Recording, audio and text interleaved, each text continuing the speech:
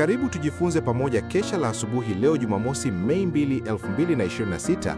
Tutajifunza somo linalosema Mungu mkombozi wetu.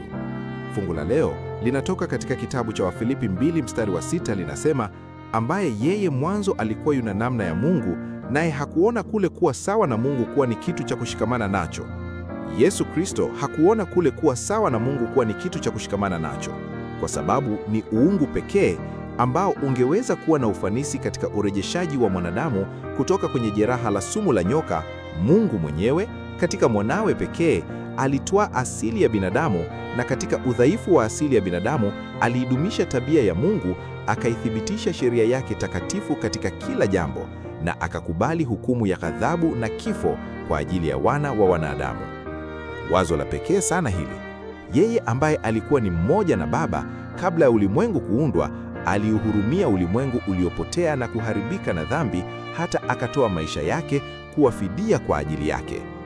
Yeye ambaye alikuwa ni mng'aro wa utukufu wa Baba, muonekano dhahiri wa nafsi yake, alibeba dhambi zetu katika mwili wake juu ya mti, akiteseka kwa adhabu ya makosa ya wanadamu mpaka haki ilipotimizwa na kutohitaji zaidi. Ni ukombozi mkuu jinsi gani ambao umefanyika kwa ajili yetu. Inapendeza kwamba mwana wa Mungu alikufa kifo cha msalaba kikaali ili kutuletea uzima na umilele kwa njia ya kumwamini Yesu.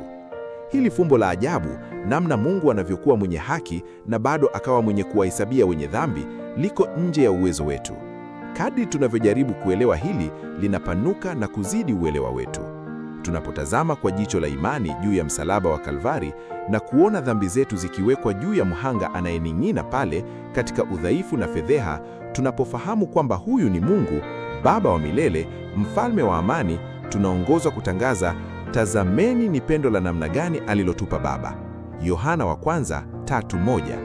Mwanadamu atakapoweza kupima tabia iliyotukuka ya Bwana wa majeshi na kutofautisha kati ya Mungu wa milele na mwanadamu mwenye ukomozu, atajua jinsi ilivyokuwa kubwa kafara ya Mungu kumleta mwanadamu kutoka kule alikoangukia kwa njia ya utii ili kuwa pahati ya familia ya Mungu. Uungu wa Yesu ni uhakikisho wa uzima wa milele. Yeye mbeba dhambi ya ulimwengu ndiye njia yetu ya pekee ya kupatanishwa na Mungu mtakatifu.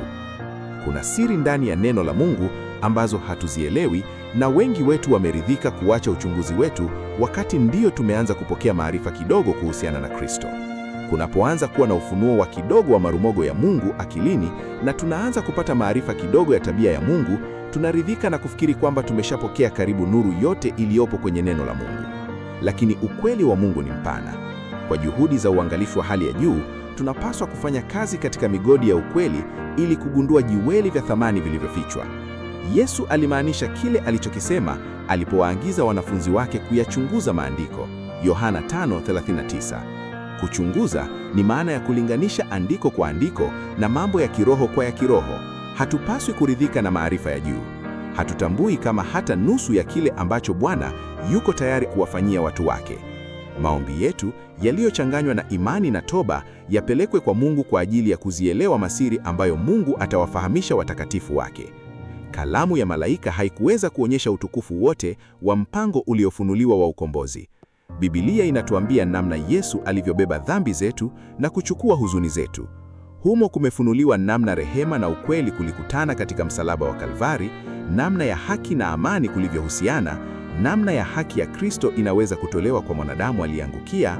Humo hekima ya milele, haki ya milele, rehema na pendo la milele lilioneshwaje. Kina, upana, urefu na upana wa upendo na hekima kupita maarifa yote umefunuliwa katika mpango wa ukombozi. Yeye atamanie ukweli moyoni mwake, anayetamani sana utendaji wa nguvu zake katika maisha na tabia, atakuwa na uhakika wa kuana. Anasema msawezi, heri wenye njaa na kiu ya haki, maana hao watashibishwa. Usisahau kufollow, kusubscribe, kulike, kushare na kucomment kwa jina la Mpakani SDA ili kusaidia ujumbe huu kuwafikia wengi.